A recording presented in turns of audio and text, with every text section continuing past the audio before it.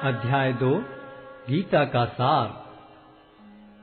संजय ने कहा, करुणा से व्याप्त शोकयुक्त अश्रुपूरित नेत्रों वाले अर्जुन को देखकर मधुसूदन कृष्ण ने ये शब्द कहे। श्री भगवान ने कहा, हे अर्जुन, तुम्हारे मन में यह कलमश आया कैसे? यह उस मनुष्य के लिए तनिक भी अनुकूल नहीं है जो जीवन के मूल्य को जानता हो। इससे उच्च लोक की नहीं अपितु अपयश की प्राप्ति होती है।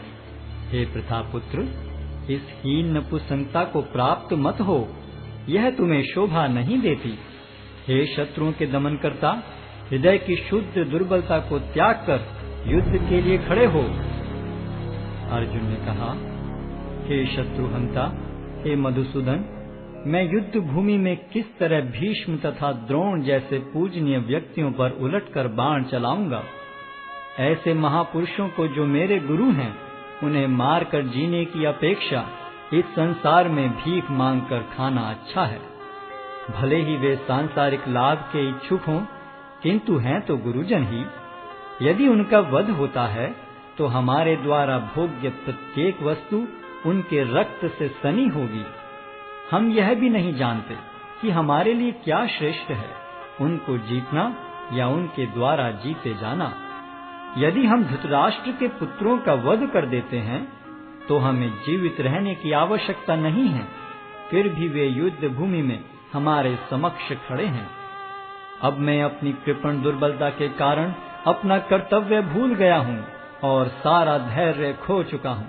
ऐसी अवस्था में मैं आपसे पूछ रहा हूँ कि जो मेरे लिए श्रेयस्कर हो उससे निश्चित रूप से बताएं। अब मैं आपका शिष्य हूँ और आपका शरणागत हूँ, कृपया मुझे उपदेश दें। मुझे ऐसा कोई साधन नहीं दिखता जो मेरी इंद्रियों को सुखाने वाले इस शोक को दूर कर सके। स्वर्ग पर देवताओं के अधिपत्य की तरह इस धन धान्य संपन्न सारी पृथ्वी पर निष्कंटक राज्य प्राप्त करके भी मैं इस शोक को दूर नहीं कर सकूंगा। संजय ने कहा, इस प्रकार कहने के बाद शत्रुओं का दमन करने वाला अर्जुन कृष्ण से बोला, हे गोविंद, मैं युद्ध नहीं करूंगा, और चुप हो गया। हे भरतवंशी धृतराष्ट्र, उस समय दोनों सेनाओं के मध्य शोकमग्न अर्जुन से कृष्ण ने मानो हंसते हुए ये शब्द कहे। श्री भगवान ने कहा, तुम पांडित्यपूर्ण वचन करते हुए उनके लिए शोक कर रहे हो जो शोक करने योग्य नहीं हैं। जो विद्वान होते हैं वे न तो जीवित के लिए न ही मृत के लिए शोक करते हैं। ऐसा कभी नहीं हुआ कि मैं न रहा हूं या तुम न रहे हो, अथवा ये समस्त राजा न रहे हों, और न ऐसा है कि भविष्य में हम लोग नहीं रहेंगे। जिस प्रकार शरीरधारी आत्मा इस शरीर में बाल्यावस्था से तरुणावस्था में और फिर वृद्धावस्था में निरंतर अग्रसर होता रहता है, उसी प्रकार मृत्यु होने पर आत्मा दूसरे शरीर में चला जाता है। धीर व्यक्ति ऐसे परिवर्तन से मोह को प्राप्त नहीं होता। हे कुंती पुत्र, सुख तथा दुख का क्षणिक उदय तथा कालक्रम में उनका अंतर्धान होना सर्दी तथा गर्मी की ऋतुओं के आने जाने के समान है। हे भरतवंशी, वे इंद्रिय बोध से उत्पन्न होते हैं और मनुष्य को चाहिए कि अविचल भाव से उनको सहन करना सीखे। हे पुरुष श्रेष्ठ अर्जुन, जो पुरुष सुख तथा दुख में विचलित नहीं होता और इन दोनों में संभाव रखता है, वह निश्चित रूप से मुक्ति के योग्य है। तत्वदर्शियों ने यह निष्कर्ष निकाला है कि असत का तो कोई चिरस्थायित्व नहीं है, किंतु सत अपरिवर्तनीय रहता है। उन्होंने इन दोनों की प्रकृति के अध्ययन द्वारा यह निष्कर्ष निकाला है। जो सारे शरीर में व्याप्त है उसे ही तुम अविनाशी समझो। उस अव्यय आत्मा को नष्ट करने में कोई भी समर्थ नहीं है। अविनाशी, अप्रमेय तथा शाश्वत जीव के भौतिक शरीर का अंत अवश्यम भावी है। अतः हे भरतवंशी, युद्ध करो। जो इस जीवात्मा को मारने वाला समझता है तथा जो इसे मरा हुआ समझता है, वे दोनों ही अज्ञानी हैं, क्योंकि आत्मा न तो मरता है और न मारा जाता है। आत्मा के लिए किसी भी काल में न तो जन्म है न मृत्यु। वह न तो कभी जन्मा है, न जन्म लेता है और न जन्म लेगा। वह अजन्मा, नित्य, शाश्वत तथा पुरातन है। शरीर के मारे जाने पर वह मारा नहीं जाता। हे पार्थ, जो व्यक्ति यह जानता है कि आत्मा अविनाशी, अजन्मा, शाश्वत तथा अव्यय है, वह भला किसी को कैसे मार सकता है या मरवा सकता है? जिस प्रकार मनुष्य पुराने वस्त्रों का त्याग कर नए वस्त्र धारण करता है, उसी प्रकार आत्मा पुराने तथा व्यर्थ के शरीरों को त्याग कर नवीन भौतिक शरीर धारण करता है। यह आत्मा न तो कभी किसी शस्त्र द्वारा खंड खंड किया जा सकता है, न अग्नि द्वारा जलाया जा सकता है, न जल द्वारा भिगोया या वायु द्वारा सुखाया जा सकता है। यह आत्मा अखंडित तथा अघुलनशील है। इसे न तो जलाया जा सकता है, न ही सुखाया जा सकता है। यह शाश्वत, सर्वव्यापी, अविकारी, स्थिर तथा सदैव एक सा रहने वाला है। यह आत्मा अव्यक्त, अकल्पनीय तथा अपरिवर्तनीय कहा जाता है। यह जानकर तुम्हें शरीर के लिए शोक नहीं करना चाहिए। किंतु यदि तुम यह सोचते हो कि आत्मा अथवा जीवन का लक्षण सदा जन्म लेता है तथा सदा मरता है, तो भी हे महाबाहु, तुम्हारे शोक करने का कोई कारण नहीं है। जिसने जन्म लिया है उसकी मृत्यु निश्चित है, और मृत्यु के पश्चात पुनर्जन्म भी निश्चित है। अतः अपने अपरिहार्य कर्तव्य पालन में तुम्हें शोक नहीं करना चाहिए। सारे जीव प्रारंभ में अव्यक्त रहते हैं, मध्य अवस्था में व्यक्त होते हैं और विनष्ट होने पर पुनः अव्यक्त हो जाते हैं। अतः शोक करने की क्या आवश्यकता है?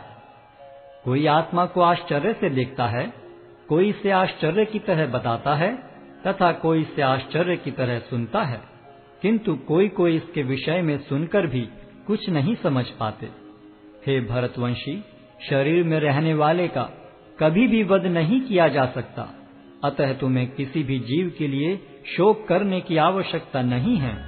क्षत्रिय होने के नाते अपने विशिष्ट धर्म का विचार करते हुए तुम्हें जानना चाहिए कि धर्म के लिए युद्ध करने से बढ़कर तुम्हारे लिए अन्य कोई कार्य नहीं है। अतः तुम्हें संकोच करने की कोई आवश्यकता नहीं है। हे पार्थ, वे क्षत्रिय सुखी हैं जिन्हें ऐसे युद्ध के अवसर अपने आप प्राप्त होते हैं, जिससे उनके लिए स्वर्ग लोक के द्वार खुल जाते हैं। किंतु यदि तुम युद्ध करने के स्वधर्म को संपन्न नहीं करते, तो तुम्हें निश्चित रूप से अपने कर्तव्य की उपेक्षा करने का पाप लगेगा और तुम योद्धा के रूप में भी अपना यश खो दोगे। लोग सदैव तुम्हारे अपयश का वर्णन करेंगे, और सम्मानित व्यक्ति के लिए अपयश तो मृत्यु से भी बढ़कर है। जिन जिन महान योद्धाओं ने तुम्हारे नाम तथा यश को सम्मान दिया है, वे सोचेंगे कि तुमने डर के मारे युद्ध भूमि छोड़ दी है, और इस तरह वे तुम्हें तुच्छ मानेंगे। तुम्हारे शत्रु अनेक प्रकार के कटु शब्दों से तुम्हारा वर्णन करेंगे और तुम्हारी सामर्थ्य का उपहास करेंगे। तुम्हारे लिए इससे दुखदाई और क्या हो सकता है? हे कुंती पुत्र, तुम यदि युद्ध में मारे जाओगे तो स्वर्ग प्राप्त करोगे, या यदि तुम जीत जाओगे तो पृथ्वी के साम्राज्य का भोग करोगे। अतः दृढ़ संकल्प करके खड़े हो और युद्ध करो। तुम सुख या दुख, हानि या लाभ, विजय या पराजय का विचार किए बिना युद्ध के लिए युद्ध करो। ऐसा करने पर तुम्हें कोई पाप नहीं लगेगा। यहाँ मैंने वैश्लेषिक अध्ययन द्वारा इस ज्ञान का वर्णन किया है। अब निष्काम भाव से कर्म करना बता रहा हूँ, उसे सुनो। हे प्रतापपुत्र, तुम यदि ऐसे ज्ञान से कर्म करोगे तो तुम कर्मों के बंधन से अपने को मुक्त कर सकते हो। इस प्रयास में न तो हानि होती है न ही ह्रास, अपितु इस पथ पर की गई अल्प प्रगति भी महान भय से रक्षा कर सकती है। जो इस मार्ग पर चलते हैं वे प्रयोजन में दृढ़ रहते हैं और उनका लक्ष्य भी एक होता है। हे कुरुनंदन, जो दृढ़ प्रतिज्ञ नहीं है उनकी बुद्धि अनेक शाखाओं में विभक्त रहती है। अल्पज्ञानी मनुष्य वेदों के उन अलंकारिक शब्दों के प्रति अत्यधिक आसक्त रहते हैं जो स्वर्ग की प्राप्ति, अच्छे जन्म, शक्ति इत्यादि के लिए विविध सकाम कर्म करने की संस्तुति करते हैं। इंद्रिय तृप्ति तथा ऐश्वर्य में जीवन की अभिलाषा के कारण वे कहते हैं कि इससे बढ़कर और कुछ नहीं है। जो लोग इंद्रिय भोग तथा भौतिक ऐश्वर्य के प्रति अत्यधिक आसक्त होने से ऐसी वस्तुओं से मोहग्रस्त हो जाते हैं, उनके मनों में भगवान के प्रति भक्ति का दृढ़ निश्चय नहीं होता। वेदों में मुख्यतया प्रकृति के तीनों गुणों का वर्णन हुआ है। हे अर्जुन, इन तीनों गुणों से ऊपर उठो, समस्त द्वैतों और लाभ तथा सुरक्षा की सारी चिंताओं से मुक्त होकर आत्मपरायण बनो। एक छोटे से कूप का सारा कार्य एक विशाल जलाशय से तुरंत पूरा हो जाता है। इसी प्रकार वेदों के आंतरिक तात्पर्य जानने वाले को उनके सारे प्रयोजन सिद्ध हो जाते हैं। तुम्हें अपना कर्म करने का अधिकार है, किंतु कर्म के फलों के तुम अधिकारी नहीं हो। तुम न तो कभी अपने आप को अपने कर्मों के फलों का कारण मानो, न ही कर्म न करने में कभी आसक्त हो। हे अर्जुन, जय अथवा पराजय की समस्त आसक्ति त्याग कर समभाव से अपना कर्म करो। ऐसी समता योग कहलाती है। हे धनंजय, भक्ति के द्वारा समस्त गर्हित कर्मों से दूर रहो और उसी भाव से भगवान की शरण ग्रहण करो। जो व्यक्ति अपने सकाम कर्म फलों को भोगना चाहते हैं, वे कृपण हैं। भक्ति में संलग्न मनुष्य इस जीवन में ही अच्छे तथा बुरे कार्यों से अपने को मुक्त कर लेता है। अतः योग के लिए प्रयत्न करो, क्योंकि सारा कार्य कौशल यही है। इस तरह भगवत भक्ति में लगे रहकर बड़े बड़े ऋषि, मुनि अथवा भक्तगण अपने आप को इस भौतिक संसार में कर्म के फलों से मुक्त कर लेते हैं। इस प्रकार वे जन्म मृत्यु के चक्र से छूट जाते हैं और भगवान के पास जाकर उस अवस्था को प्राप्त करते हैं जो समस्त दुखों से परे है। जब तुम्हारी बुद्धि मोह रूपी सघन वन को पार कर जाएगी, तो तुम सुने हुए तथा सुनने योग्य सब के प्रति अन्य मनस्क हो जाओगे। जब तुम्हारा मन वेदों की अलंकारमयी भाषा से विचलित न हो और वह आत्म साक्षात्कार की समाधि में स्थिर हो जाए, तब तुम्हें दिव्य चेतना प्राप्त हो जाएगी। अर्जुन ने कहा, हे कृष्ण, अध्यात्म में लीन चेतना वाले व्यक्ति के क्या लक्षण हैं? वह कैसे बोलता है तथा उसकी भाषा क्या है? वह किस तरह बैठता और चलता है? श्री भगवान ने कहा, हे पार्थ, जब मनुष्य मनोधर्म से उत्पन्न होने वाली इंद्रिय तृप्ति की समस्त कामनाओं का परित्याग कर देता है और जब इस तरह से विशुद्ध हुआ उसका मन आत्मा में संतोष प्राप्त करता है, तो वह विशुद्ध दिव्य चेतना को प्राप्त स्थित प्रज्ञ कहा जाता है, जो त्रय तापों के होने पर भी मन में विचलित नहीं होता अथवा सुख में प्रसन्न नहीं होता और जो आसक्ति, भय तथा क्रोध से मुक्त है, वह स्थिर मन वाला मुनि कहलाता है। इस भौतिक जगत में जो व्यक्ति न तो शुभ की प्राप्ति से हर्षित होता है और न अशुभ के प्राप्त होने पर उससे घृणा करता है, वह पूर्ण ज्ञान में स्थिर होता है। जिस प्रकार कछुआ अपने अंगों को संकुचित करके खोल के भीतर कर लेता है, उसी तरह जो मनुष्य अपनी इंद्रियों को इंद्रिय विषयों से खींच लेता है, वह पूर्ण चेतना में दृढ़ता पूर्वक स्थिर होता है। देहधारी जीव इंद्रिय भोग से भले ही निवृत्त हो जाए, पर उसमें इंद्रिय भोगों की इच्छा बनी रहती है। लेकिन उत्तम रस के अनुभव होने से ऐसे कार्यों को बंद करने पर वह भक्ति में स्थिर हो जाता है। हे अर्जुन, इंद्रियां इतनी प्रबल तथा वेगवान हैं कि वे उस विवेकी पुरुष के मन को भी बलपूर्वक हर लेती हैं, जो उन्हें वश में करने का प्रयत्न करता है। जो इंद्रियों को पूर्णतया वश में रखते हुए इंद्रिय संयम करता है और अपनी चेतना को मुझ में स्थिर कर देता है, वह मनुष्य स्थिर बुद्धि कहलाता है।